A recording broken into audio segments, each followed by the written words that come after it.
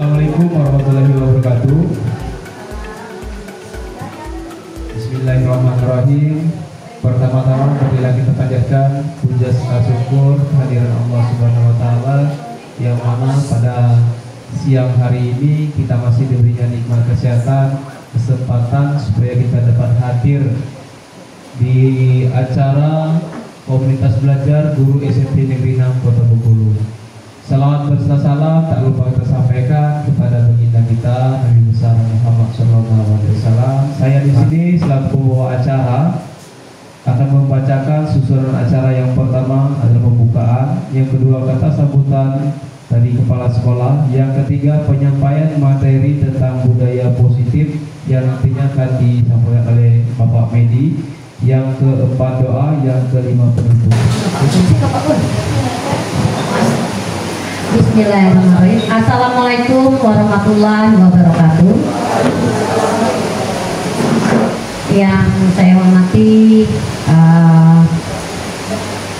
Bapak Ibu Wakil Kepala SMP Negeri 6 Kota Bengkulu, yang saya hormati Bapak Ibu Dewan Guru SMP Negeri 6 Kota Bengkulu yang sempat hadir pada siang hari ini, yaitu dalam rangka pertemuan kombel kita.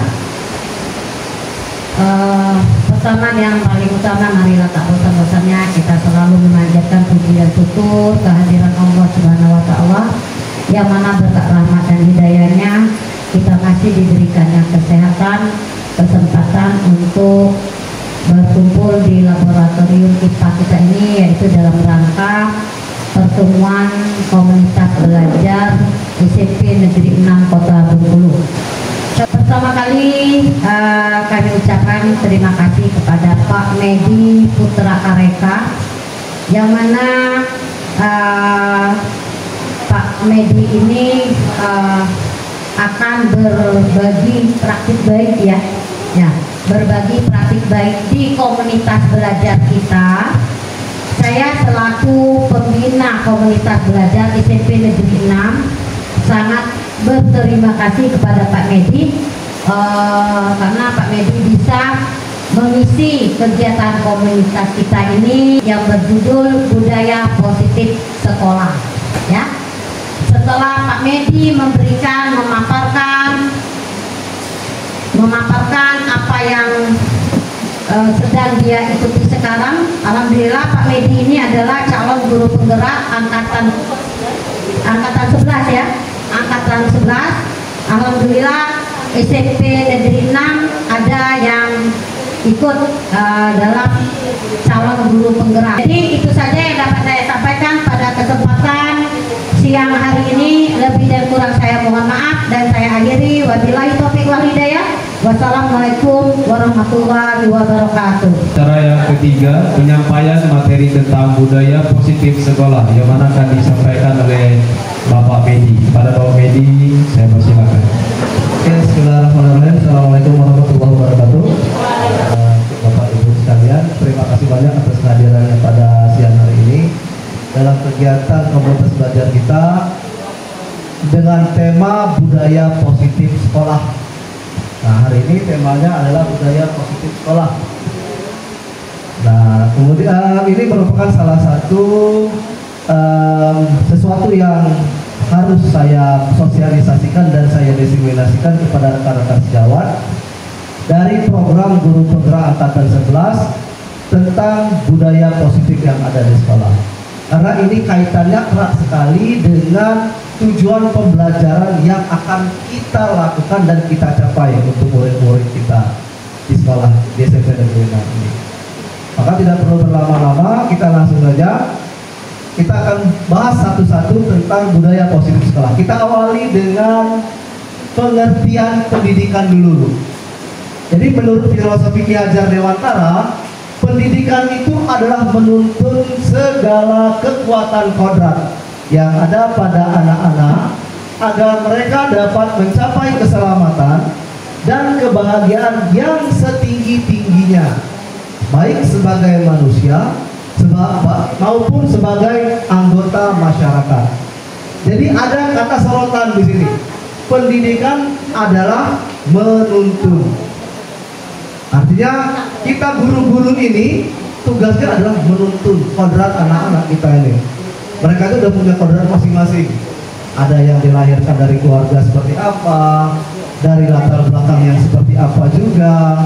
Kemudian dengan sifat yang berbeda-beda pula, tugas kita semua adalah menuntun semua itu. Nah, ini kata-kata Ki Hajar Dewantara nih.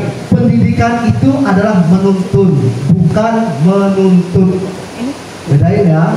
Pendidikan itu menuntun, bukan menuntut. Jadi kita itu adalah tugas kita sebagai guru itu adalah menuntun murid-murid kita, bukan menuntut dia harus jadi apa, harus jadi A, harus jadi B, harus seperti ini, harus seperti itu. Makanya namanya guru itu kan digugu dan ditiru. Jadi artinya kita harus mampu menuntun mereka dengan cara apa? Dengan cara salah satunya memberikan tauladan yang baik untuk dapat ditiru oleh mereka. Kita lanjut. Hal yang diharapkan ada pada murid dari filosofi Ki Hajar Dewantara. Yang pertama, berbudi pekerti luhur, berakhlak mulia, dan beradab Pancasila. Itu yang pertama. Kita sudah mulai melakukan itu di sekolah kita ini. Dengan cara apa? Dengan cara sapa pagi. Bagaimana kita datang ke sekolah pagi-pagi menyapa anak murid kita saat mereka tiba di sekolah. Yang kedua adalah mempunyai ilmu pengetahuan sesuai dengan kompetensi abad 21. Jadi kompetensi abad 21 itu adalah kompetensi yang disesuaikan dengan perkembangan zaman kita ini. 4.0, 4.0. Bagaimana kompetensi abad 21 ini? Siswa kita diharapkan menjadi manusia yang bijaksana seperti yang dicanangkan bahwa Indonesia Emas pada tahun 2045.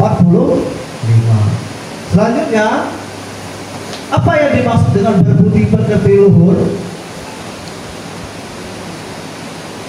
dan berakhlak mulia? Maksudnya adalah murid dapat menerapkan tingkah laku yang baik, punya akhlak yang mulia, adab yang baik di lingkungannya yang berasal dari niat, hati, dan pikiran murid sendiri tanpa adanya paksaan orang lain. Jadi mereka itu punya akhlak timbul dari dirinya sendiri, dari hatinya. Itu yang dimaksud dengan berbudi pekerti luhur, berakhlak mulia, dan beradab Pancasila. Yang kedua, maksudnya adalah mempunyai ilmu pengetahuan sesuai dengan kompetensi abad 21. Murid mempunyai pengetahuan yang cukup dan keterampilan abad 21 sehingga mereka dapat hidup secara bebas tanpa menggantungkan hidupnya kepada orang lain. Itu tujuan yang selanjutnya. Selanjutnya adalah apa yang harus kita lakukan sebagai guru. Yang pertama, guru harus berpihak pada murid. Kemudian memahami karakteristik murid, mengajar sesuai kondisi dan keadaan lingkungan, dan yang terakhir mengajar sesuai dengan kondisi zaman. Kita kupas satu-satu apa yang dimaksud dengan ini. Pertama adalah memahami karakteristik murid. Murid dilahirkan dengan karakteristik dan dasar yang beda-beda. Ada yang memang bawaannya super aktif, ada yang hyperaktif, ada yang hypoaktif, nggak aktif sama sekali. Nah, kita lihat tuh. Boleh kita sebutkan yang super aktif di sekolah kita ini. Banyak yang super aktif. Kelas 8 itu Arya. Kemudian ada lagi, siapa lagi Bu? Kira-kira Bu? Excel. Siapa lagi Bu? Yang hyperaktif nih Bu? Siapa tadi yang baru tuh? Angga Lepa. Itu kelas 7 tuh.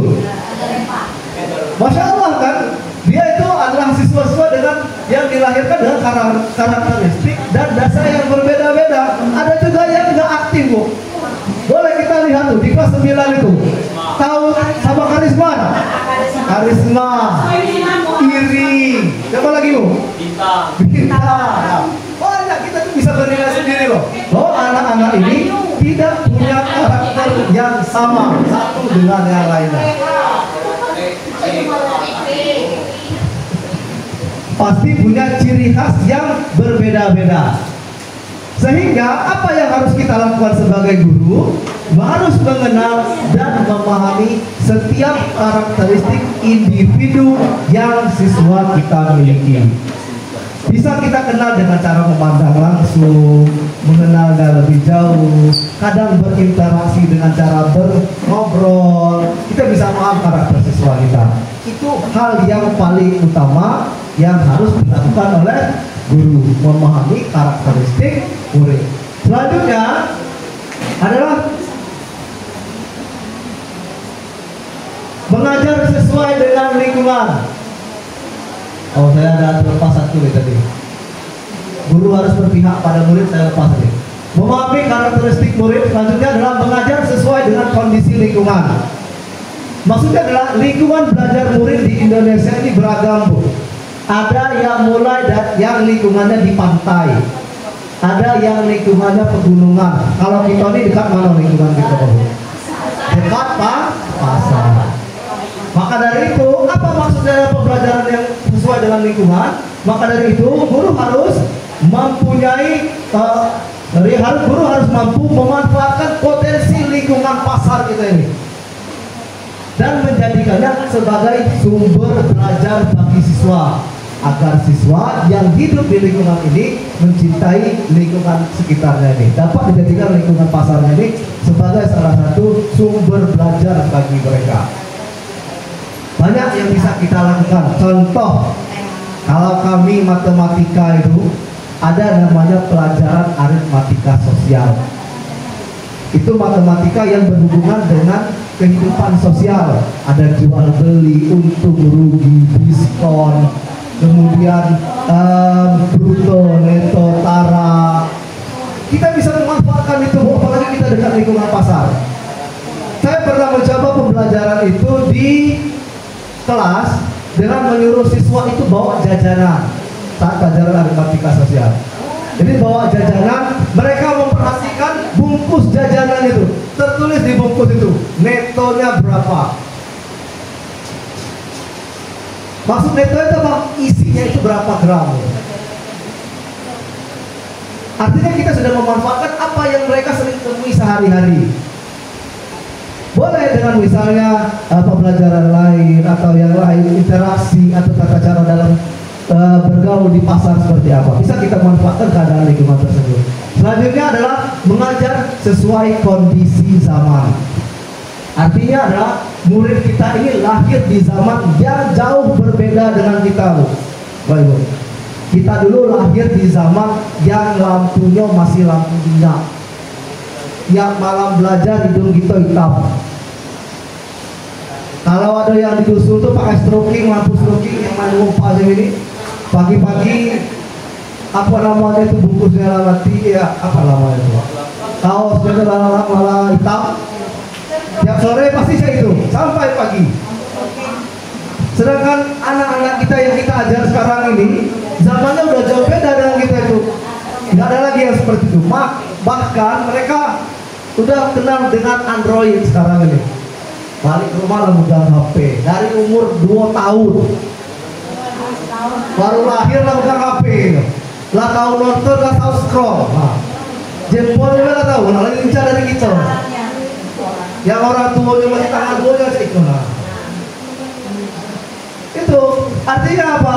Kalau dia dilahir dengan di zaman yang berbeda, artinya teknologinya pun juga berbeda, Bu. Kita ini lahir di zaman teknologi sangat-sangat berkembang pesat.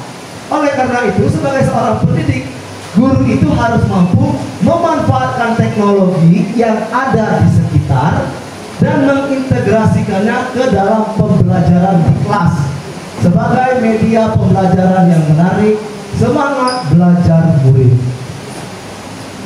Beberapa waktu yang lalu saya sudah mencoba menerapkan pembelajaran dengan menyuruh siswa membawa handphone di kelasnya.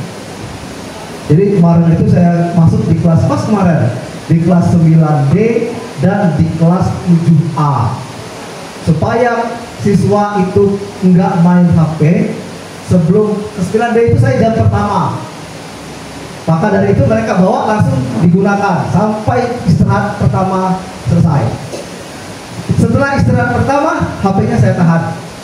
Saya pegang, saya masukin ke dalam laci di kantor. Supaya apa? Tidak disalahgunakan.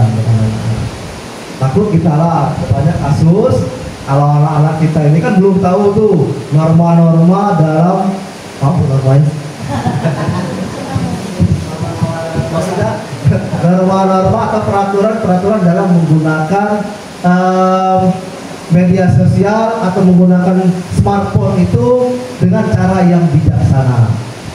Kemarin baru ada kasus nih, kalau nggak salah saya ada pasang postingan yang kurang pantas untuk itu. Artinya kan kita sebagai guru harus mampu, teknologi ini nggak bisa kita lepaskan dari pembelajaran kita, tapi kita juga harus bisa meminimalisir dan dengan cara kita sendiri supaya teknologi ini bisa kita pakai tapi juga tidak merusak kondisi lingkungan sekolah kita ini. Jadi saya cerita sedikit lagi bahwa kemarin saya itu sudah ngajar di kelas 9 berkolaborasi dengan dosen pendidikan matematika Universitas Bengkulu yang sedang melakukan penelitian, menguji cobakan soal pada mereka, uji coba dengan Android. Jadi install aplikasi di HP, mereka mengerjakan langsung keluar nilainya.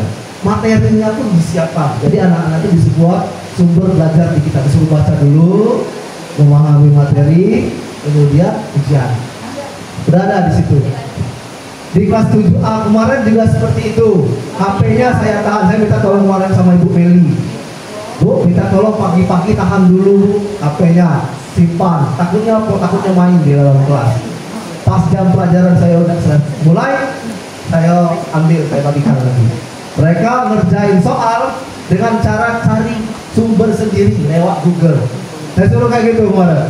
Ini soalnya, nak, kamu coba cari dulu. Saya mau lihat kreativitas kamu menjawab pertanyaan ini. Coba kamu menggunakan smartphone kamu itu untuk menjadi sumber belajar. Selama ini kan anak-anak itu cuma tahunya main game atau nonton TikTok. Ada pula yang mulai like ini. Masya Allah kata saya. Tidak tahu lah, duduk-duduk tiba-tiba lah like aja dulu. Tetap layar kata Pak Heru. Kalau tetap layar ya. Jadi kita harus mengajar sesuai dengan kondisi zaman. Boleh, kita harus bisa memanfaatkan teknologi seperti smartphone, komputer, infocus dalam mengajar siswa kita di kelas. Kalau seandainya tidak mampu sendiri, ajak teman, itulah gunanya kolaborasi. Pasti ada kawan yang ingin membantu kita itu. Pasti ada tuh. Kita lanjut. Peran guru sesuai semboyan Ki Hajar Dewantara. Yang pertama, Ingarso Sung Tulodo. Artinya apa? Menjadi panutan dan teladan bagi murid dalam berperilaku baik di lingkungan sosial sekolah maupun lingkungan masyarakat. Jadi panutan dan teladan. Itu kira-kira tulisan di atasnya kelihatan nggak? Ada kelihatan dan tulisan di atasnya? Nih. Ada yang nggak kelihatan ya? Saya bacain sedikit. Ini anaknya bilang kayak gini, Bu, saya lihat ibu sayang banget sama orang tua ibu. Apa yang buat ibu sayang banget sama orang tua ibu? Terus jawab sama gurunya nih. Oh, kamu lihat ya, ibu memang sayang banget sama orang tua ibu karena bagi ibu mereka adalah segalanya. Mereka sayang sama ibu dan rela melakukan apapun demi melihat ibu sukses. Kalian juga harus sayang sama orang tua kalian. Maka dari itu sebagai guru, hal pertama apa yang dicontohkan oleh guru ini, dia memperlihatkan bagaimana sayangnya dia sama orang tuanya. Sampai-sampai anak itu memperhatikan dan mempertanyakan, kok ibu sayangnya ke ibu, ke orang tua ibu. Maka dari itu dia sudah mulai tertarik tuh nengok guru loh, orang ibunya sayangnya ke orang tua. Baru Abuk yang ngomong, memang saya sayang sama orang tua saya karena dia rela melakukan apapun untuk kebahagiaan. Kalian juga harus seperti itu. Maka dari itu dia dapat pembelajaran dari sana. Yang kedua, Ingmadia Mangun Harsa. Guru membangkitkan dan membangun kemauan dalam diri murid untuk terus belajar dan berinovasi dalam kehidupannya. Ini percakapannya nih. Ada guru bercakap dengan siswanya. Dibilang sama siswanya nih, Bu, saya ingin membuat inovasi tentang pengelolaan sampah plastik di sekolah. Kira-kira saya bisa melakukan apa tidak ya Bu? Apa yang harus saya lakukan? Dijawab sama ibunya, idenya bagus nak. Kamu bisa mencari berbagai macam cara pengelolaan sampah plastik di internet. Ada berbagai macam ide dan inovasi yang boleh kita jadikan referensi untuk pengelolaan sampah plastik. Nanti ibu bantu kamu mencarikannya dan kita boleh berdiskusi setelahnya. Tetap semangat. Maka dari itu gurunya ini membantu mencarikan ide. Mau diajak berdiskusi dan mau diajak berkolaborasi. Selanjutnya, Tut Uri Handayani. Guru memberikan semangat dan dorongan motivasi kepada murid agar menjadi pembelajar sepanjang hayat. Oh, saya tidak ngerti dan saya kurang paham dalam menghitung dan belajar matematika. Apa yang harus saya lakukan? Dijawab sama gurunya, kamu sebenarnya anak yang sangat pandai. Cuma kamu mudah terganggu oleh hal-hal sekitarmu. Banyak kawan yang sering ganggu, sehingga kamu jadi tidak fokus di pembelajaran selanjutnya. Kamu coba untuk lebih fokus. Nanti ibu bantu. Ada kata-katanya, dia ngasih solusi dan gurunya juga menawarkan bantuan. Boleh tetap lanjut ibu? Lanjut ya?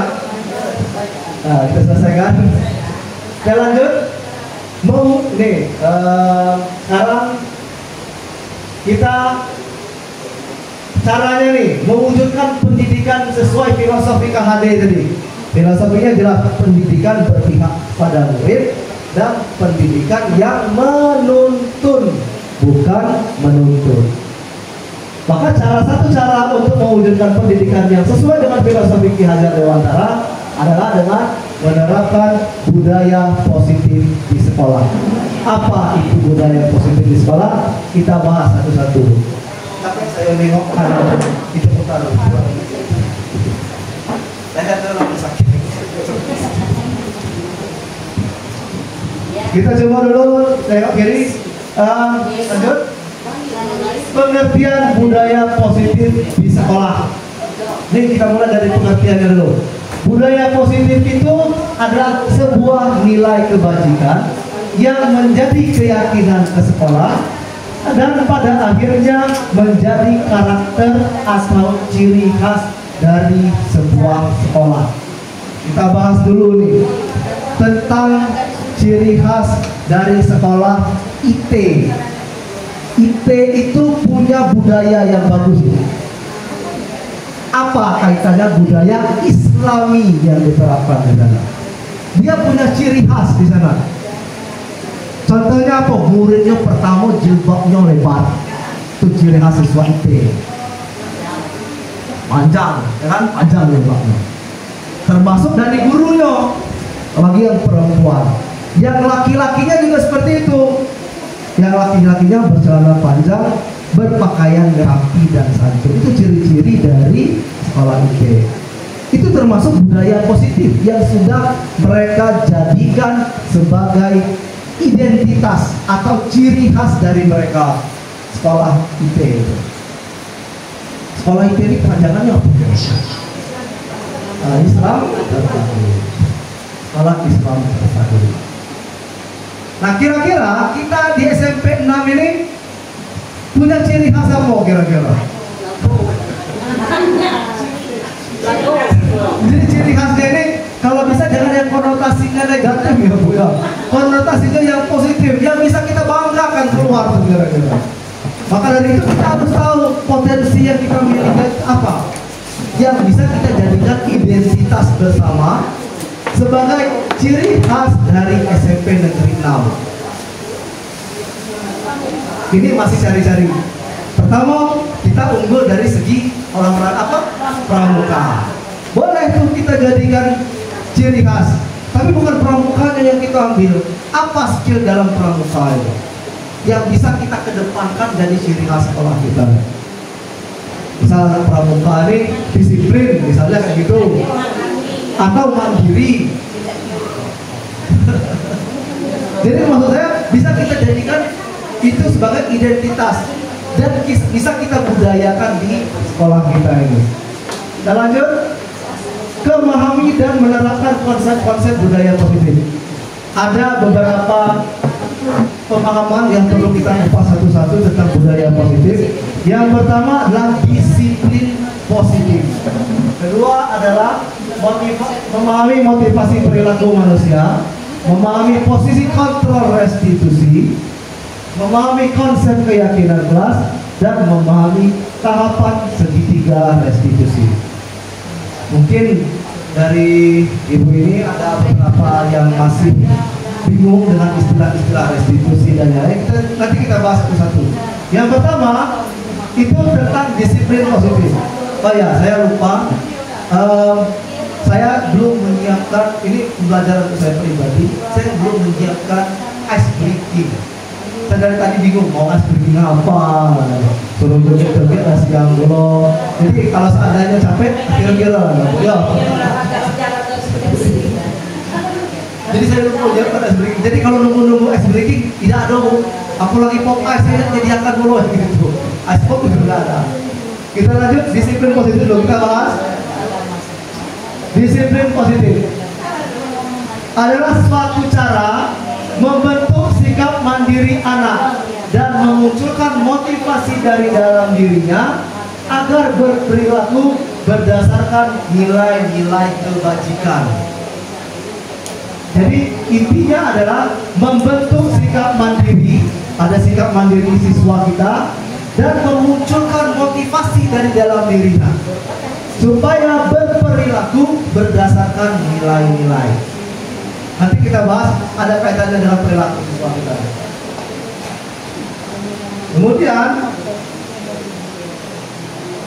disiplin positif itu berfokus untuk membangun motivasi intrinsik, motivasi dari dalam diri agar mampu mengontrol dirinya sendiri dalam berperilaku di lingkungannya. Jadi dia punya posisi kontrol terhadap dirinya sendiri. Aku boleh nggak ya melakukan ini? Kira-kira kalau aku nak maling, boleh nggak ya bertentangan nggak ya dengan nilai-nilai kebajikan kita, dengan nilai-nilai agama? Kalau mau ngumpul kawan, kira-kira boleh nggak? Etis nggak? Anak-anak kita ini banyak kan masih belum sadar. Baru sebatas tahu nggak boleh, tapi dia nggak sadar. Kadang-kadang masih juga tangan upaya. Baru sadar dia. Ada yang rindu kawan sampai nangis. Ada yang. Jadi ya tugas kita sebagai itu adalah membangun motivasi intrinsik, motivasi dari dalam dirinya agar mampu mengontrol dirinya sendiri dalam berperilaku di lingkungan. Disiplin positif berfokus agar anak menyadari pentingnya menghargai diri sendiri berdasarkan nilai kebaikan, bukan karena adanya paksaan atau karena ingin dipuji atau karena takut dihukum. Anak kita ini kebanyakan kalau berperilaku itu kalau yang baik gara-gara takut dihukum. Tapi nggak ada juga tetap melakukan walaupun dihukum hari ini, besok ulang lagi. Ada contohnya nak kira-kira apa? Nah sering masuk BK, dibina di konseling, besok mau ulang lagi.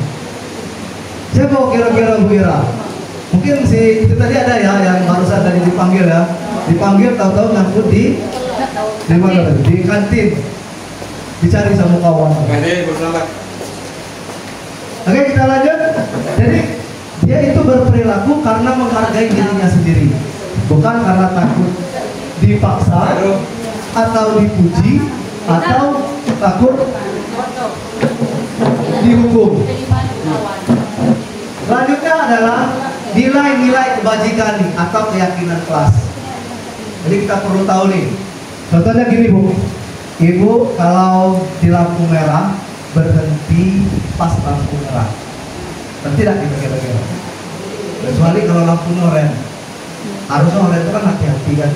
Kalau kita makin gas kan, takut belum merah lagi. Kenapa kita berhenti di lampu merah? Kira-kira nilai apa yang ada di tertanam di dalam diri kita? Oke. Maksud saya kira-kira ada kebajikan apa yang harus kita lakukan? Menghindari kecelakaan atau simpelnya apa tuh? Keselamatan. Kita menghargai keselamatan diri kita pribadi. Karena apa? Kalau kita melanggar lampu merah, kita berpotensi tidak selamat. Nah itu, makanya kita dengan sadar dari dalam diri kita berhenti pas lampu merah. Sama seperti kita makan helm. Bukan karena panas, bukan karena takut ditangkap polisi, tapi karena demi keselamatan. Aspal itu keras. Di mana aspal itu keras, itu sakit. Selanjutnya kedua, pas zaman COVID. Pas zaman COVID ada tulisan gunakan masker dan cuci tangan. Kita itu menghargai nilai apa di situ kira-kira? Supaya apa supaya begitu? Selamat dan sehat. Kita menjaga nilai kesehatan gitu. Takut waktu zaman COVID dulu bersentuhan takut.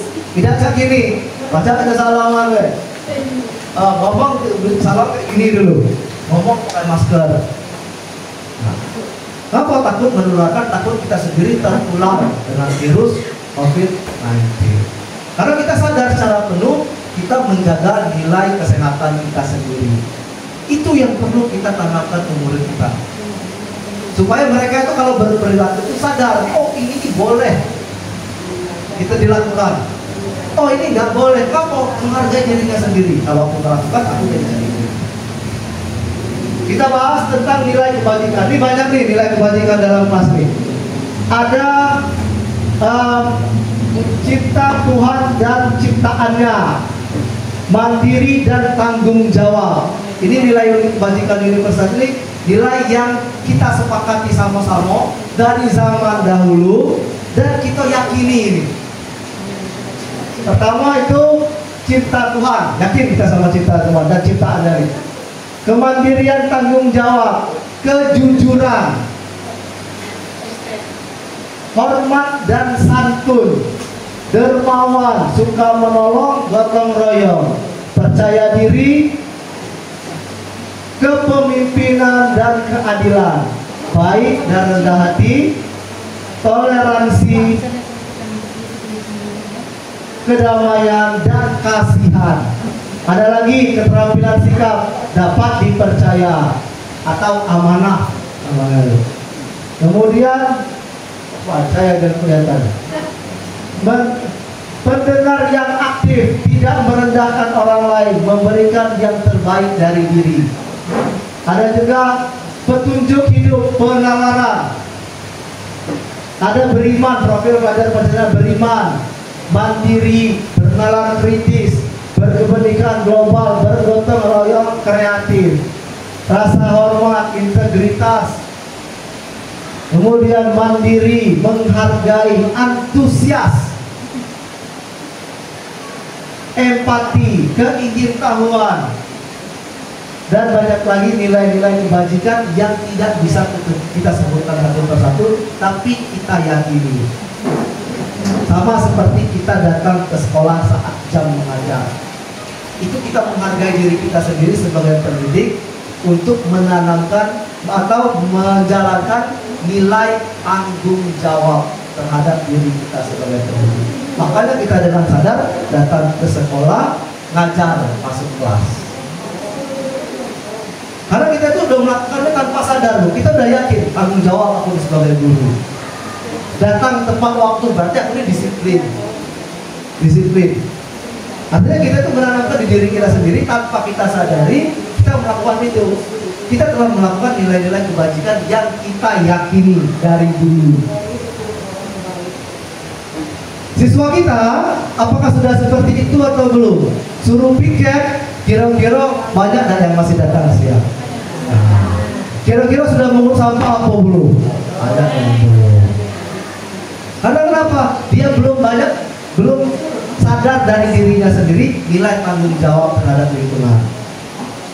Sama seperti ketika siswa kita itu ada yang tidak buat PR. PR. Sering kan kita temui kasus tidak buat PR kan? Kemarin saya udah sengaja nengok Ibu Rida kemarin di kelas 9 jadi kamu tuh ya. Kayaknya ada yang tidak buat PR beliau. Saya tengok tegak kalau di depan kemarin. Sampai ditanya sama kawan, kenapa itu tak? Kataku mungkin tidak bikin PR itu saja tidak bikin PR. Kenapa? Siswa kita belum sadar tanggung jawab pribadi dia untuk mengerjakan tugas kita memberikan kesadaran kepada mereka akan nilai-nilai yang harus mereka yakini dari dalam hati dia. Itulah disebut dengan menanamkan disiplin positif dan nilai-nilai kebajikannya. Seperti itu kurang lebih. Kita itu sebenarnya sudah melakukannya, cuman belum memperkuatnya lagi. Sudah dilakukan tapi tidak diperkuat. Kita butuh penguatan, karena itu butuh dikuatkan. Kamu kalau seandainya kebersihan seperti apa? Apa yang jadi nilai plus bagi kamu? Kamu bisa melihat lingkungannya asri pagi. Tadi kita lanjut dulu. Saya ceritakan yang tadi motivasi perilaku manusia. Jadi kita harus memahami bahwa murid kita itu dalam berperilaku itu ada motivasinya. Apa motivasi berperilaku manusia? Ada 3. Yang pertama, menghindari ketidaknyamanan atau dihukum. Jadi dia berperilaku itu karena takut dihukum atau merasa tidak nyaman. Yang kedua, mendapatkan penghargaan atau imbalan dari orang lain. Salah satunya pujian. Ada siswa itu bertindak karena ingin dipuji. Bu, aku tadi laudem pikir bu. Maksudnya apa kira-kira? Pengen dipuji. Bener gak? Bener kan? Nah, atau bu aku udah buat PR. Tadi bu aku buat PR, kemarin bikin pagi-pagi. Apa maksudnya? Kalau tidak takut dihukum, pengen dipuji. Tapi kita sebagai guru pengennya yang ketiga ini, menghargai diri sendiri dan menjadi orang yang mereka inginkan sesuai dengan nilai yang diyakininya. Tugas kita itu bukan yang 1 dan 2. Kita sudah melakukannya, tapi ya kita pengen lebih. Kita pengen yang ketiga, supaya siswa kita itu bisa menghargai dirinya sendiri sebagai murid, menjadi orang yang dia inginkan sesuai dengan nilai yang diyakininya. Nanti berkesinambungan ini kita lanjut dulu. Posisi kontrol restitusi. Kita bahas posisi kontrol restitusi. Kita bahas dulu tentang restitusinya. Restitusi adalah proses menciptakan kondisi bagi murid untuk memperbaiki kesalahannya sehingga mereka dapat kembali pada kelompoknya dengan karakter yang lebih dikuatkan. Kemarin saya pernah membuat simulasi video restitusi, minta tolong bantuan dengan Ira. Nanti boleh saya kasih lihat videonya di YouTube saya, nanti boleh kita bersama-sama apa yang saya lakukan kemarin, bagaimana menerapkan restitusi itu pada siswa. Kita lanjut dulu. Restitusi itulah proses menciptakan kondisi bagi untuk memperbaiki kesalahannya sehingga dapat kembali pada kelompoknya dan karakter yang dikuatkan. Sudah bahas tadi. Ciri-cirinya nih.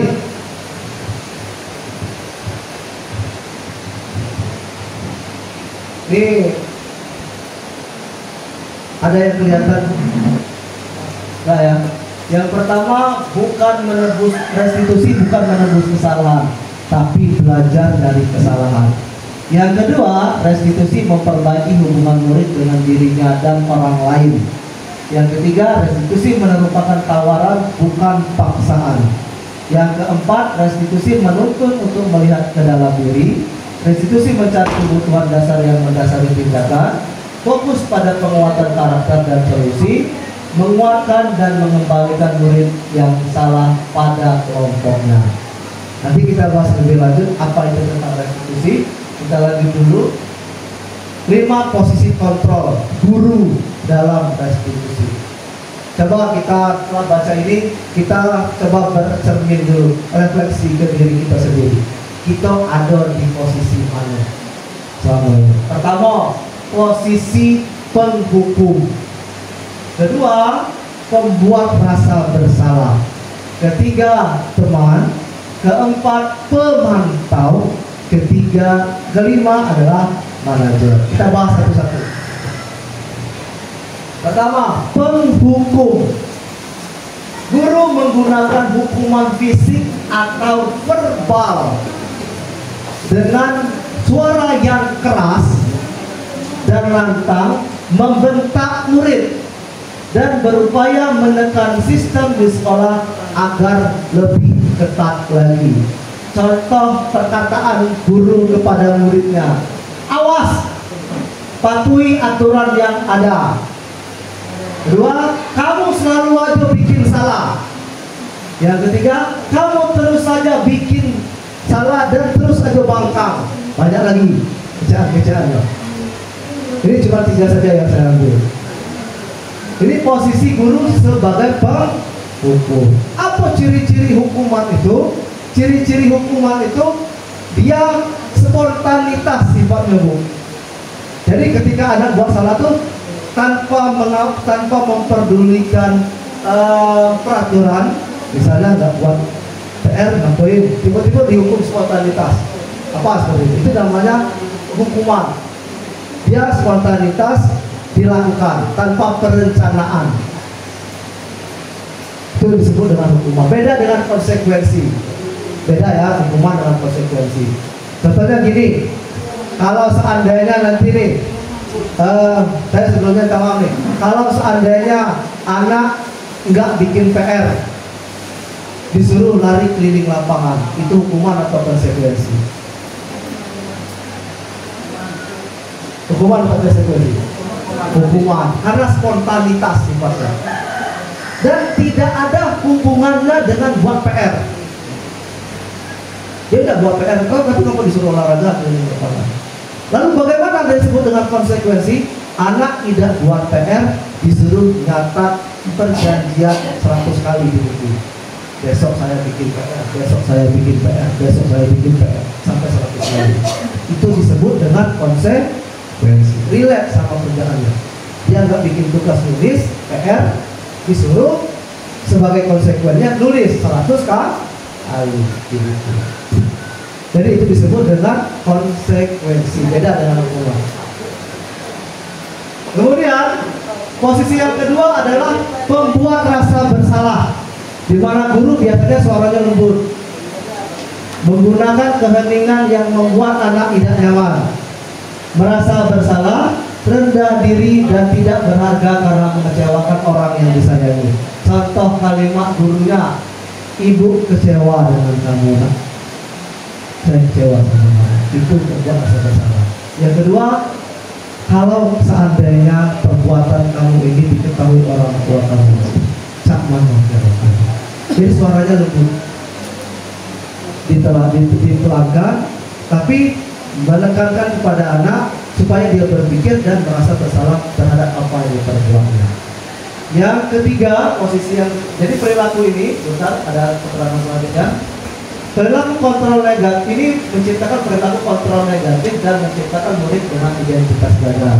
Kata Ki Hajar Dewantara. Ini bukan kata saya ya. Saya hanya menyampaikan ya. Ini kata Ki Hajar Dewantara. Berdasarkan filosofi pendidikan yang beliau gagas. Selanjutnya adalah posisi sebagai teman. Saya rasa banyak kita guru ini sebagai teman, yaitu guru mengontrol murid melalui upaya persuasi atau bujukan. Hal ini dapat berdampak positif atau negatif. Positifnya akan menjalin hubungan baik antar guru dan murid. Contoh kalimatnya, ayo nak, demi bapak tolong bantu bapak. Sering kita bilang tuh. Saya paling sering lihat tuh Heru, Pak Heru sering bilang, anak sini dulu nak, bantu bapak bentar. Itu sebagai teman itu. Kemudian ya sudah, kali ini tidak apa-apa, besok jangan bikin lagi. Kelak ibu bantu bereskan atau bapak bantu bereskan. Jadi dia berusaha membujuk anaknya itu. Ibu Ira yang paling sering menerapkan sistem ini. Kalau yang sepanjang yang saya lihat, dia sering berusaha menjadi teman terhadap itu. Selanjutnya adalah pemantau. Saya paling tidak berani saya tidak berani kami dulunya. Saya lihat dia sebagai manajer, kita lihat aja dapat manajer. Selanjutnya adalah pemantau nih. Guru mengawasi dan bertanggung jawab kepada murid berdasarkan pada peraturan yang ada dan konsekuensinya, mengesampingkan hubungan pribadi dengan murid. Contoh kalimatnya, peraturannya apa? Kemudian apa yang sudah kamu lakukan? Pertama dia tanya, peraturannya apa? Kamu lah bikin apa? Lalu apa konsekuensi kalau kamu bikin itu? Jadi dia berkata kepada murid itu berlandaskan dengan peraturan yang ada di sekolah. Kamu bikin apa? Peraturannya apa? Kira-kira sanksinya apa? Itu posisi sebagai pemantau. Terakhir sebagai manajer. Jadi manajer ini bukan hanya kepala sekolah saja ya yang harus berposisi sebagai manajer. Kita sebagai guru pun bisa berposisi sebagai manajer kepada murid kita. Apa itu posisi manajer? Pertama, itu posisi kontrol terbaik yang harus guru miliki. Guru memiliki keterampilan sebagai teman dan juga pemantau. Jadi dia punya kompetensi sebelumnya sebagai teman dan juga sebagai pemantau. Kemudian guru mengacu pada restitusi dan menjadikan murid seorang manajer untuk dirinya sendiri. Oke, sebelumnya saya lupa bahwa posisi kontrol sebagai teman dan pemantau ini menciptakan perilaku kontrol positif dan menciptakan murid dengan identitas sukses. Jadi untuk guru paling tidak kita menggunakan identitas sebagai teman atau sebagai pemantau. Selanjutnya kita lanjut lagi yang tadi. Manajer itu adalah guru membuat sesuatu bersama murid dengan mempersilahkan murid mempertanggungjawabkan perilakunya dan mendukung murid menemukan solusi dari permasalahannya sendiri. Guru mengajak murid menganalisis kebutuhannya maupun orang lain, menekankan kepada murid bukan pada konsekuensi, tapi kolaborasi dengan murid untuk memperbaiki kesalahan. Perkataan guru. Pertama, apa yang sama-sama kita yakini.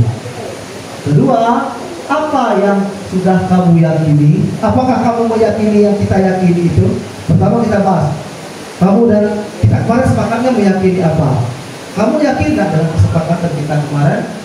Lalu apa rencana kamu untuk memperbaiki masalah ini? Jadi dikembalikan sama dia. Kalau beda ya sama pemantau. Kalau pemantau tadi peraturannya apa, kamu berbuat apa, konsekuensinya apa, dibalikan ke konsekuensi. Kalau posisi manajer, peraturannya apa, konsekuensinya apa, kamu sudah bikin apa, konsekuensinya. Tapi ada tambahan nilai baru nih. Kira-kira kamu mau bikin apa untuk memperbaiki kesalahan kamu. Jadi murid bisa menentukan menentukan dengan mandiri apa yang bisa dia lakukan untuk memperbaiki kesalahannya. Ini kata Ki Hajar Dewantara, bukan kata media, kata Pak Media. Saya yang menyampaikan ini. Selanjutnya adalah keyakinan sekolah atau kelas. Keyakinan sekolah atau kelas. Keyakinan sekolah atau kelas adalah nilai kebajikan universal yang diyakini dan disepakati oleh warga kelas. Keyakinan sekolah atau kelas dapat memotivasi seorang dari dalam. Seseorang akan lebih termotivasi saat menjalankan keyakinannya daripada hanya mengikuti serangkaian peraturan tertulis yang belum dijelaskan makna yang terkandung di dalamnya. Keyakinan sekolah atau kelas dapat dituangkan dalam bentuk kalimat konstruktif yang dapat memotivasi murid dari dalam. Contohnya seperti yang saya contohkan tadi, gunakan masker dan cuci tangan. Ini contoh keyakinan kelas, Pak. Beda dengan peraturan. Kadang-kadang peraturan itu tulis jangan, dilarang. Akhirnya dia diubah jadi kalimat positif yang tidak ada kata jangan dan dilarang. Dia lebih ke kalimat yang bisa memotivasi. Contoh, gunakan masker dan cuci tangan setiap saat. Motivasinya apa? Supaya tetap sehat. Nilai kebajikan yang diyakini adalah kesehatan. Maka dari itu siswa memakai masker itu atas dasar dia meyakini nilai kesehatan. Selanjutnya adalah keyakinan sekolah atau kelas. Guru memiliki peran penting dalam membentuk keyakinan sekolah atau kelas dengan membuat kesepakatan antar guru dan murid. Jadi sebelum memulai pembelajaran kemarin di kelas 9B, ini wali kelasnya Pak Ari ya, itu saya selalu bikin kesepakatan kelas dan keyakinan kelas. Tujuannya apa? Agar nanti saat pembelajaran ketika siswa melakukan kesalahan itu dibalikkan lagi ke keyakinan yang telah disepakati sama-sama. Jadi kita bertindak itu berdasarkan kesepakatan dan keyakinan. Nanti kita lanjutkan materi sedikit lagi. Keyakinan sekolah dapat berupa pernyataan-pernyataan universal atau umum yang diwujudkan dalam kalimat positif yang mudah diingat dan dipahami dan diterapkan di dalam lingkungan sekolah atau kelas. Segitiga restitusi ini yang terakhir, materi tentang segitiga restitusi. Kebutuhan dasar manusia itu ada 5. Jadi anak-anak termasuk kita punya 5 kebutuhan dasar.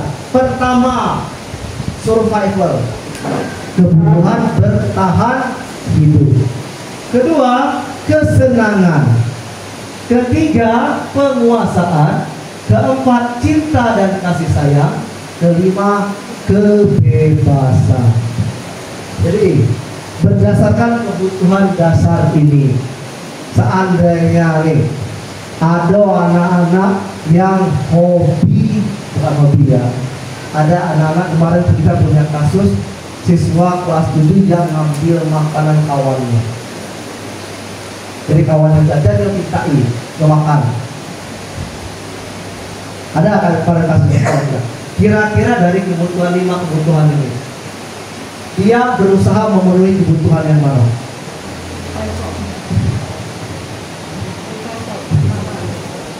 Apakah bertahan hidup, survival, apakah kesenangan, penguasaan, kebebasan, atau cinta dan kasih sayang? Penguasaan. Kalau yang mintanya secara paksa, karena dia ingin menunjukkan kuasanya di situ, powernya. Bisa jadi, kata Ibu Norma, bisa jadi juga ada yang senang berbuat, mungkin bisa jadi hobi merasa orang. Ada juga tentang dia itu karena pengen survival, bertahan hidup, dia dikasih duit sama dari rumah, tidak berjajan, perut lapar, pala pening, minta punya kawan. Ada juga yang seperti itu. Selanjutnya kita contohkan lagi, pada saat anak tidur dalam pelajaran kita, saya juga sering menemui tidur. Kira-kira kebutuhan dasar mana yang dia coba penuhi dari beliau?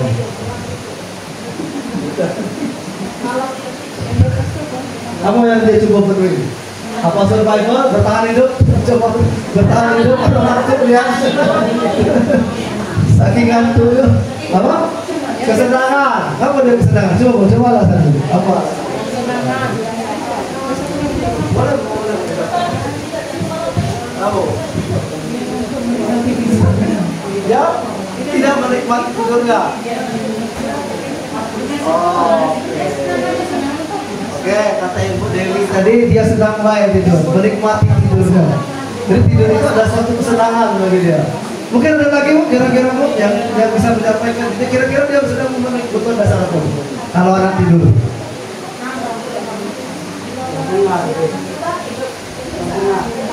Yang tengah, survival, ya Pak. Survival, bertahan hidup. Apa? Kira-kira dia tidur semalam. Katanya tidur siang ini mati Ibu. Taruhlah semalam orang tidak tidur malam tadi. Jadi pagi ini aku harus tidur, kalau dia mati nih. Bisa jadi Bu, kita nggak tahu apa kebutuhan yang dia coba penuhi. Satu lagi Bu, yang sering kita temui ini. Lagi. Satu lagi nih, pertanyaan yang sering kita temui di sekolah kita nih. Anak sering keluar masuk kelas. saat jam pelajaran. Apa kebutuhan yang dibutuhkan? Kebebasan. Anak itu pengen bebas. Dia merasa terhukum dalam keluarga. 3 tahun yang lalu saya temukan siswa murid kita bernama Mareno. Mungkin ibu-ibu masih ingat wajah Mareno itu.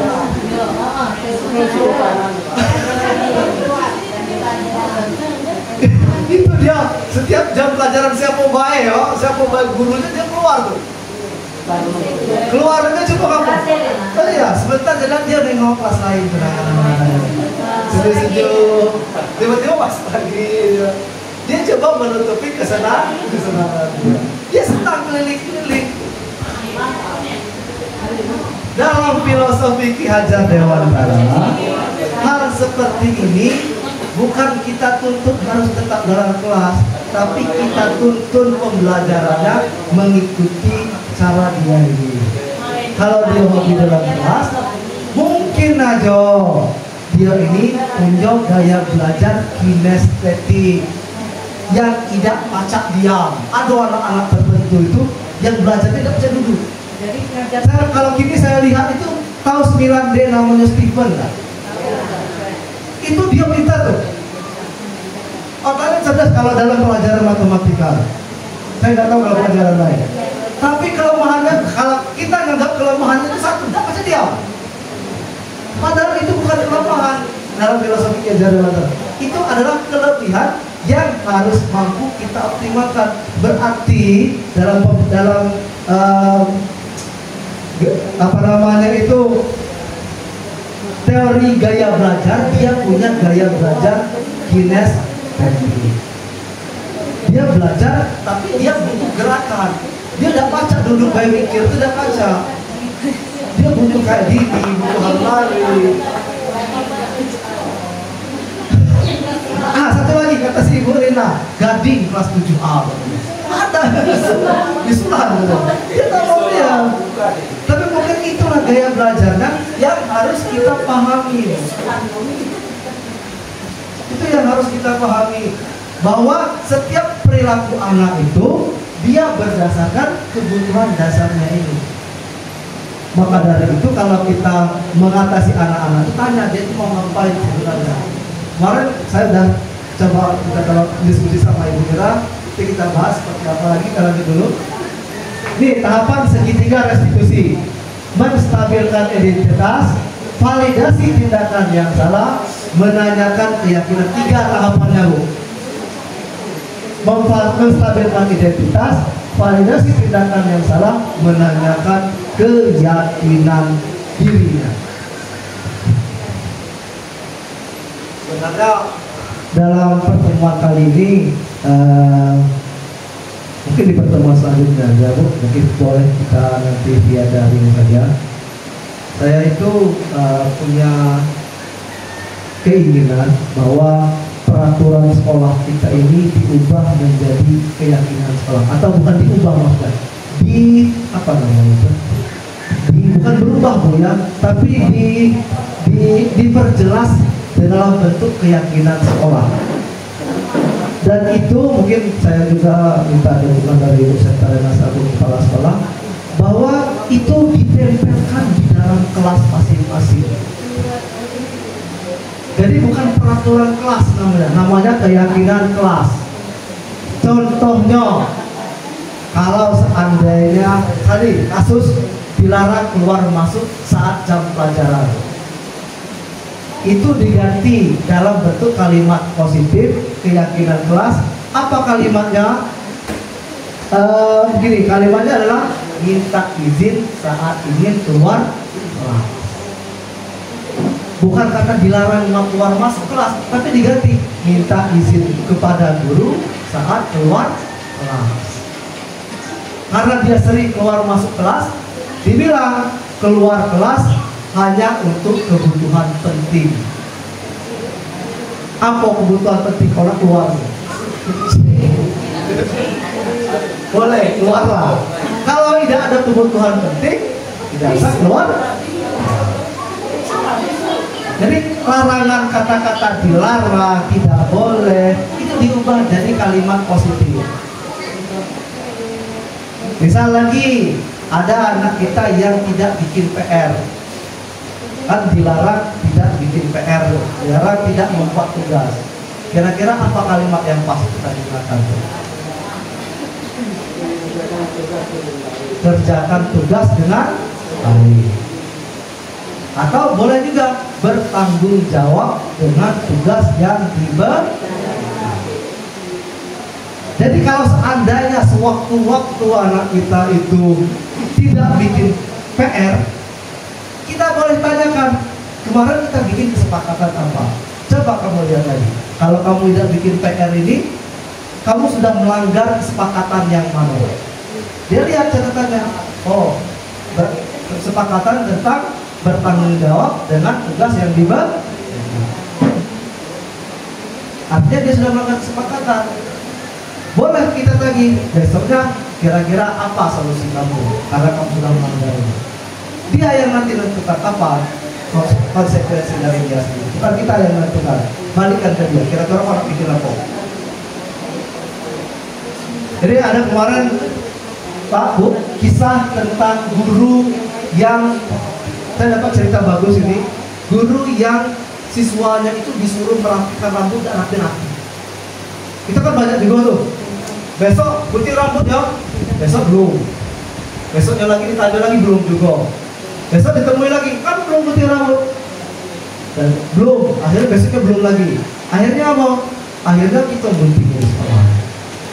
Setelah sudah kita gunting, tidak perlu gunting rambut. Aduh, kan yang bilang itu kan? Aduh, lagi gunting rambut dong. Tidak perlu gunting rambut.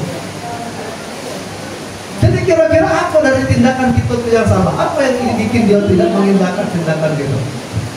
Jadi kemarin saya dapat cerita dari ide dari salah satu guru penggerak dari sekolah lain untuk mengatasi anak yang seperti itu. Dia jadi di gurunya kayak gini loh. Pertama itu dia bilang sama siswanya, kamu rambut kamu udah panjang, kapan nak gunting? Dia tanya sama siswanya. Dijawab sama siswanya, kelak bu, kelak bu, kelak yo, gitu gurunya, yo. Sudah itu besok ketemu belum digunting rambut itu, panggil lagi sini. Kau kemarin tuh apa gunting rambut? Kenapa gini belum lupa bu? Kan alasan kita kan lupa bu. Nah, akhirnya apa yang harus kita lakukan? Pasti kita bikin. Lupa, oke, kemarin lupa. Ini kapan kau nak gunting rambut lagi? Kau janji besok bu. Oke, besok kita belum mengadakan konsekuensi ini. Besok ya, besok dia masuk kelas lagi sekolah tuh. Ada pula yang siswa kita tidak sekolah. Aku ditanya kan rambut kan, pikirnya sehari 2 hari sekolah, 3 hari lupa bu kan. Besok ketemu lagi, belum gunting rambut, dipanggil lagi. Cek kau kemarin kalau tidak masuk 2 hari, kini pas sudah masuk belum kau gunting rambut. Tanya, kapan kau belum gunting rambut? Lupa. Itulah kalau saya pribadi ketemu anak yang seperti itu, jujur aja emosi saya udah mulai naik nih. Udah 2 kali kita ngecek nih.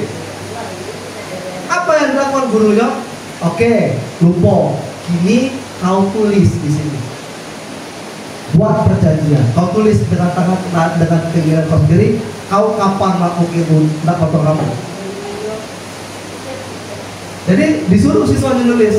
Saya akan potong rambut pada besok hari. Atau dia janji, saya akan potong rambut minggu depan bu. Kita sebagai guru jangan larang itu bu. Tunggu minggu depan janji dia. Dia tunggu gurunya ini, dia tunggu janjinya. Saya akan potong rambut minggu depan bu. Kalau dia lamonnya sebulan, jangan kemudian kalau sebulan. Tas panjang apa pulau rambut kau? Seminggu bu.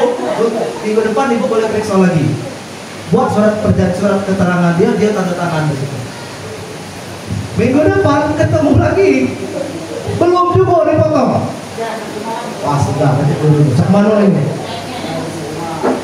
Jadi terakhir dia bilang kayak gini, Kan kamu kemarin sudah buat janji sendiri, kamu ingkari. Sekarang kamu buat janji di situ, dan kalau belum juga tulis konsekuensinya apa. Jadi setelah pertama dia bikin janji, masih dia ingkari karena belum ada konsekuensi. Sekarang bikin konsekuensi. Buat tulis ulang janjinya kapan, tapi dengan konsekuensi. Kalau belum dia poin.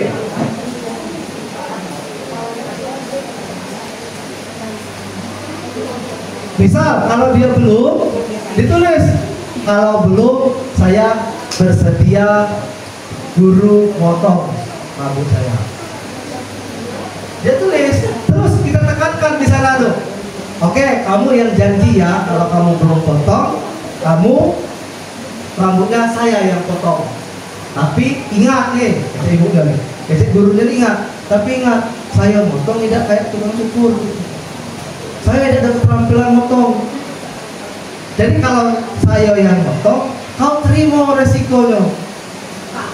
Iya, saya kalau saya motong, kamu terima resikonya. Kemungkinan besar risikonya tontos, risikonya masih tebal. Itu dia gurunya ngomong. Anak siswa setelah dengar itu dia mikir, pasti dia mikir. Ayo yang ini, dia sudah janji buat tulis. Besok pas ketemu, akhirnya rambutnya sudah dipotong. Apa makna dari itu? Memang kita dengan anak ibu tidak pacak yang harus instan, seperti buat mie instan 2-3 menit jadi. Memang harus perlahan-lahan dan harus sabar. Jadi pendidikan sama seperti budaya positif ini, Bu. Kita tidak bisa sekarang dikecek, besok aja nih, tidak ada cerita dulu. Baru kita kecek bahasa Riko, besok aja nih, tidak. Kalau kini kita kecek, besok mulai ada perubahan tertentu. Perubahan kecil-kecil itulah yang lama-lama jadi budaya positif. Kurang lebih itu. Dikit lagi, Bu, tentang menstabilkan identitas. Ini saya kemarin manggil si Arya. Inilah yang namanya Arya, Bu. Anak 8C dulu, 7A dulu. Pas 8 dipindahkan ke 8C. Jadi waktu ini saya itu dia lagi nggak pakai sepatu. Biasa kan anak kita nggak pakai sepatu kan, Bu. Dia tidak pernah mau pakai sepatu. Jadi saya panggil ke si Arya ini dengan cara menstabilkan identitasnya dulu. Jadi dia itu nggak pakai sepatu, saya panggil nih. Nah, saya. Kamu nggak pakai sepatu. Kira-kira peraturan sekolah kita ini, karena kita belum punya keyakinan, kita bilang peraturan sekolah kita suruh pakai sepatu waktu itu. Ya, terus saya bilang, manusia itu memang tempatnya salah. Setiap orang pernah punya salah. Bahkan saya kemarin cerita juga sama dia nih, bapak dulu di sekolah pernah juga dan pakai sepatu. Tapi kamu, kalau hari hujan, berangkat dari rumah sepatu basah, maka dari itu sampai sekolah tidak pakai sepatu. Sekarang bapak tanya, nggak tahu, kau di sekolah ini berangkat tadi hujan, tidak pak. Ngapa kau tidak pakai sepatu? Panas. Anak-anak itu punya kesulitan, tidak mau kakinya kok panas. Jadi anggapan mereka itu pakai sepatu itu kakinya kok panas. Iya nih ada Pak Heru. Panas Pak. Jadi datang juga jadi nggak mau dia kaki itu lebih panas. Kaki dia. Maka tahapan pertama dari restitusi itu adalah menstabilkan identitas. Dengan cara bilang kamu segala orang itu pernah salah. Saya juga pernah kayak gitu dulu. Artinya apa? Dia ingin mencoba menstabilkan identitas anak ini supaya tidak merasa gagal dengan kesalahannya. Yang kedua adalah memvalidasi tindakan yang salah. Jadi dibalikan sama dia pertanyaannya, kira-kira kalau kamu nggak pakai sepatu itu salah nggak? Bersesuaian tidak dengan peraturan sekolah? Dia makin mikir, enggak pak, saya memang salah. Pasti dia pasti ngaku. Kalau udah kita stabilkan, dia terus kenapa kalau kita tanya anak-anak kita ini sering berbohong? Bukan aku tidak cari itu tadi. Kan sering kan kalau kita nanya tuh, kita tuduh dia tuh dia langsung rela tuh. Tidak ada aku cari itu, Bu. Aku cuma cari, kenapa? Karena dia balik yang pertama tadi. Identitasnya tidak distabilkan dulu. Jadi dia takut dengan kesalahan dia itu. Karena takut dihukum, otomatis spontanitas manusia itu akan menghindari hukuman itu. Dengan cara apa? Berbohong. Maka kalau ingin anak kita jujur, ya kita maklumin kesalahannya. Tapi nanti saya jelaskan sedikit. Terakhir adalah menanyakan keyakinan. Nah, menanyakan keyakinan nih, atau menanyakan peraturan. Sekolah kita peraturannya apa? Konsekuensinya apa? Lalu besok kira-kira apa solusi kamu untuk memperbaiki kamu sepatu? Kecilnya panas Pak, katanya supaya kau bersepatu tidak panas, apa cara kau? Kira-kira apa cara supaya kau pakai sepatu tidak panas? Jadi dia jawab nih kemarin.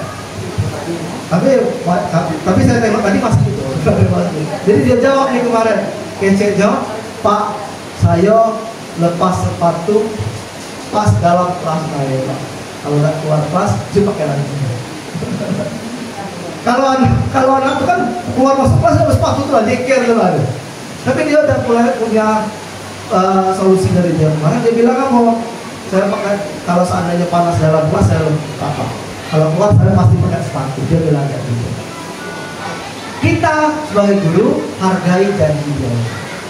Itulah disebut dengan tahapan segitiga restitusi. Jadi ada pertama tadi menstabilkan identitas, memvalidasi kesalahan, dan terakhir itu menanyakan keyakinan. Sedikit Bu, tapi tidak semua hal bisa dilakukan dengan restitusi. Karena sudah bersikap vandalisme, merusak. Kalau yang sifatnya merusak, itu tidak bisa lagi kita lakukan restitusi. Kita balikkan lagi ke peraturan yang artinya budaya positif ini bukan mengubah peraturan ya, tapi menerangkan peraturan itu dalam bentuk kalimat-kalimat baru yang memotivasi siswa untuk melakukannya. Seperti itu. Terakhir sebelum saya tutup, jadi kami belajar ini sambil bermain game. Jadi setiap anak itu punya berkompetisi di kelompoknya masing-masing. Jadi dalam kelompoknya itu dia main sweep jari. Jadi dia sweep jari, kemarin saya minta tolong Pak Heru yang motonya. Dia sweep jari, dia siapa yang hasilnya itu dia duluan mengikuti hasil perkaliannya.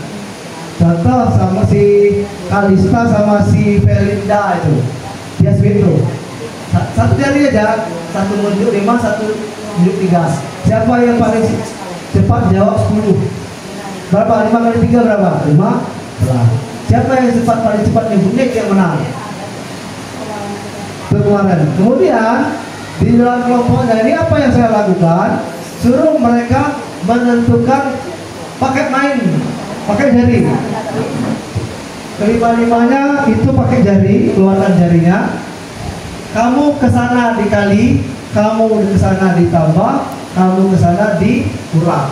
Berapa hasilnya kerjasama? Nanti hasilnya diadu di depan kelas. Di sini anak-anaknya, setelah saya lakukan refleksi kemarin, mereka menyatakan bahwa pembelajaran ini benar-benar menyenangkan, Pak. Karena belajarnya tengah hari, setelah jam pelajaran berakhir. Bayangkan mantuk malu itu. Tapi dengan permainan yang seperti ini, pembelajaran jadi asik sampai balik. Artinya apa? Pembelajaran tengah hari pun bisa kita jadikan pembelajaran yang menyenangkan dengan menyediakan pembelajaran yang benar-benar direncanakan. Kemudian selanjutnya, ini foto-foto saya kemarin waktu di kelas 9B. Selanjutnya ini saya coba bikin nih, saya coba bikin keyakinan kelas di kelas mereka. Jadi kelas 9B itu saya udah bikin keyakinan kelas sama mereka. Saya udah coba bikin keyakinan kelas saya sendiri. Jadi kalau saat jam pelajaran saya, kamu punya keyakinan. Jadi ketika jam pelajaran saya itu ada yang seandainya itu kemarin ada yang ribut ngobrol di belakang, maka caranya saya tanya, kita kemarin sudah sepakatnya apa yang kita yakini sama-sama. Dia buka catatannya, kalau kamu ngobrol di belakang, keyakinan mana yang sudah kamu langgar? Dia sebutin nanti 3. Jadi gimana seharusnya? Saya ingat lagi Pak, sudah ini saya akan coba belajar lagi. Itulah gunanya keyakinan kelas. Ketika mereka bikin salah, balikan ke sana. Sampai kapan kita butuh itu? Sampai mereka sadar betul perbuatan mereka itu benar-benar sudah salah. Nanti kalau lama-lama dia yakin itu, kalau itu tuh nggak boleh dilakukan dan itu nilainya salah. Selanjutnya ini saat belajar, nih serunya mereka tuh. Dan fotonya seriusnya ada poinnya. Bahkan si Fahri aja di kelas itu mikir. Kalau yang ngajar 9D pasti tahu si Fahri ini orangnya. Nah, ini di kelas 7A nih, saya coba menerapkan pembelajaran lompat kodok. Belajar matematika pakai lompat kodok. Oh, anak tuh loncat tuh. Suruh bawa koin 500 dari rumah. Jadi pembelajarannya tentang tujuan pembelajarannya penjumlahan dan pengurangan bilangan bulan. Masalahnya apa? Anak-anak ini banyak yang tidak tahu nambah ngurang bilangan min. Min 3 tambah 2 itu tidak tahu dulu. Kecilnya 1. Min 3 tambah 2 itu min 5. Jadi sebagai upaya saya untuk menghadirkan pembelajaran yang konkret, kan kalau bilangan itu nambah kurang itu kan abstrak, pikirannya aja yang mikir. Jadi supaya konkret, saya bikin permainan lompat kodok. Pengennya kemarin di tengah lapangan, cuma kalau belajar di tengah hari, tidak mungkin di tengah lapangan. Jadi saya panas, nah, Bapak tidak tahan kalau di tengah lapangan itu. Kamu banyak yang main. Saya tidak tahan. Saya bilang tuh dari jalan aja, kita main dalam kelas saya. Meja kelas dipinggirkan. Lantai kelas saya tulis dengan spidol biasa, angka min dan angka positif. Jadi anak-anak start dari 0, lempar. Angka mana itu 0? Sudah lempar, tulis. Misalnya dia lempar masuk angka 5, tulis 5. Tambah dulu. Kalau tambah, suruh dia putar. Tambah gimana? Tambah, suruh lempar ke arah sebaliknya. Jatuhnya ke min 3. Maka dia suruh lompat dari angka 5, dia lompat dari 0 ke angka 5, loncat dulu, loncat pada gaya-gaya udah freestyle dulu. Sampai ke angka 3, dia suruh lompat lagi. Hitung berapa kali dia melangkah situ. Maka 5 tambah berapa yang hasilnya nanti min 3.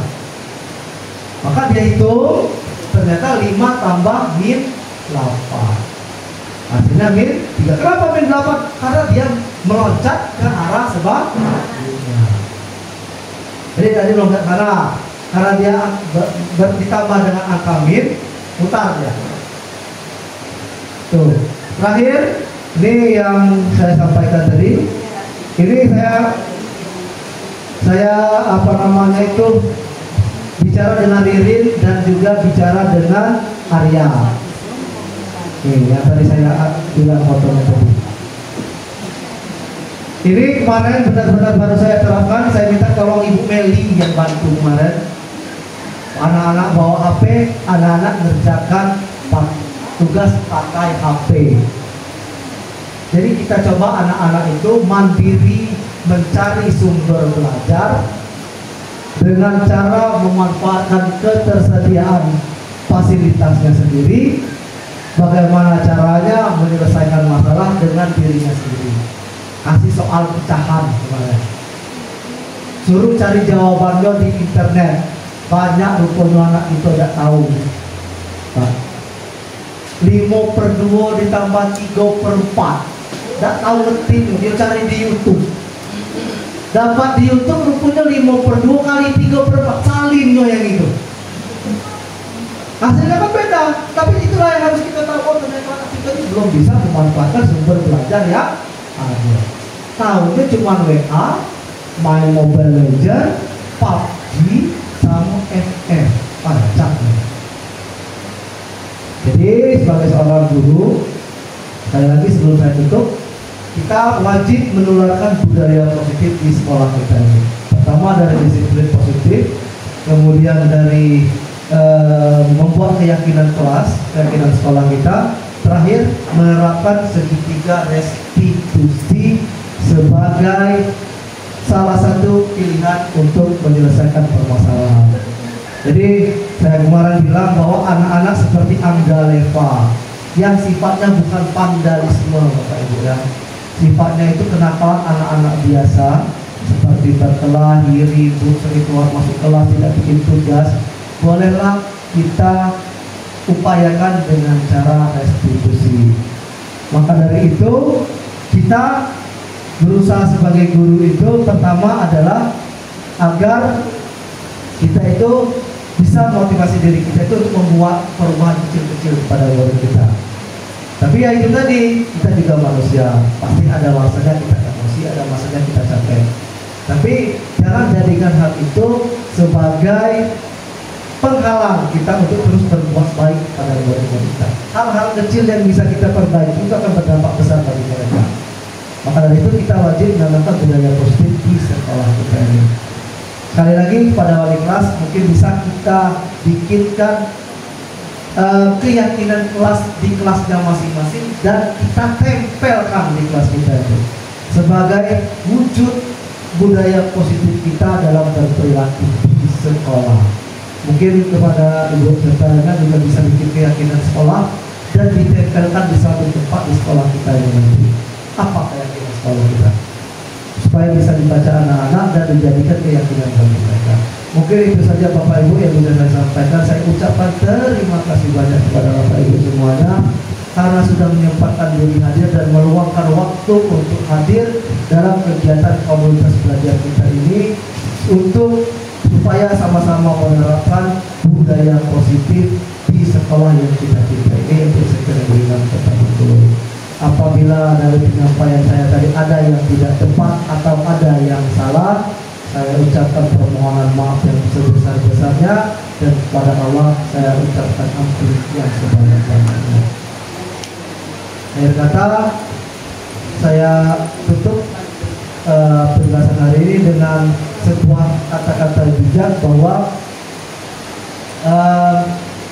kita ini adalah manusia pembelajar, yang artinya setiap hari kita turut belajar untuk memahami kondisi murid-murid kita. Mereka juga belajar di kelasnya, kita juga belajar memahami mereka. Supaya apa? Supaya terciptalah budaya yang bagus dan ekosistem yang bagus di lingkungan sekolah kita ini. Kita sama-sama saling mengerti, murid mengerti kita juga mulai memahami kondisi dari mereka. Terima kasih. Assalamualaikum warahmatullahi wabarakatuh.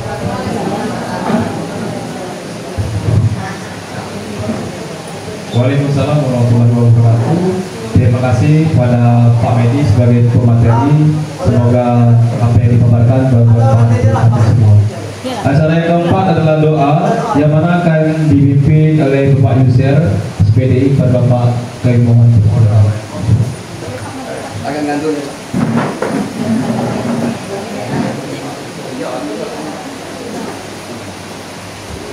Ngambut ya. Jangan badannya. Iya.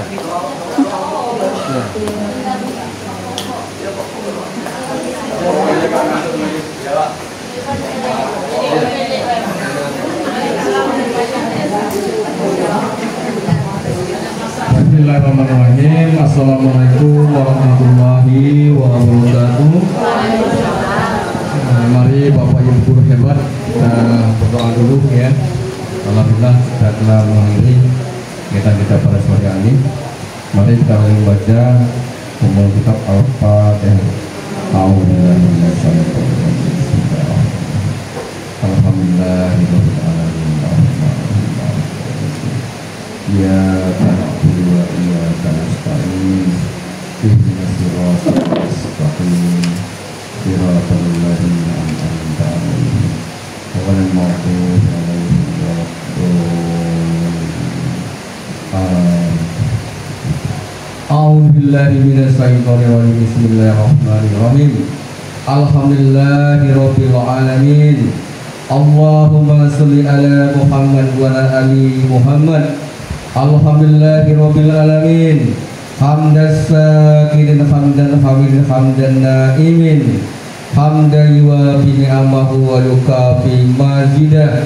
Ya Rabbana lakal hamdu wa lakal syukru kama yanbaghi li jalali wajhikal karim wa azimi sultanik. Allahumma shalli ala Muhammad wa ala ali Muhammad. Allahumma ighfir lana dzunubana wa liwalidina warhamhum kama rabbawna shighara wa li jamil muslimina wal muslimat wal mu'minina wal mu'minat al ahya'i minhum wal amwat ya zal qadiyal hajat bi rahmatika ya arhamar rahimin. Allahumma arinal haqqo haqqo warzuqna tibaa wa arinal batilan batila warzuqna tinaba. Allahumma afuwan karim tuhibbul afwa fa'fu anna ya karim. Rabbana zalamna anfusana wa illam taghfir lana wa tarhamna lanakunanna minal khasirin. Rabbana atina fid dunya hasanah wa fil akhirati hasanah wa qina azabannar wajhinnal jannata ma'al abrar. Ya aziz ya ghaffar ya rabbal alamin. Sallallahu ala Muhammadin ummi wa ala alihi wa sahbihi wa barik wa salam. Subhana rabbika rabbil izzati amma yasifun wa salamun alal mursalin walhamdulillahi rabbil alamin. Assalamualaikum warahmatullahi wabarakatuh. Waalaikumsalam warahmatullahi wabarakatuh. Terima kasih kepada Bapak Yusir yang telah memberi doa. Semoga doa kita bersama ini dijabah oleh Allah Subhanahu wa taala. Acara yang kelima yaitu penutup. Marilah Bapak Ibu semuanya kita tutup acara ini dengan melafazkan nafas hamdalah. Alhamdulillahirabbil alamin. Saya selaku pembawa acara, bila ada perkataan yang kurang berkenan mohon dimaafkan. Kepada Allah saya mohon ampun. Saya akhiri wabillahi taufiq wal hidayah. Wassalamualaikum warahmatullahi wabarakatuh.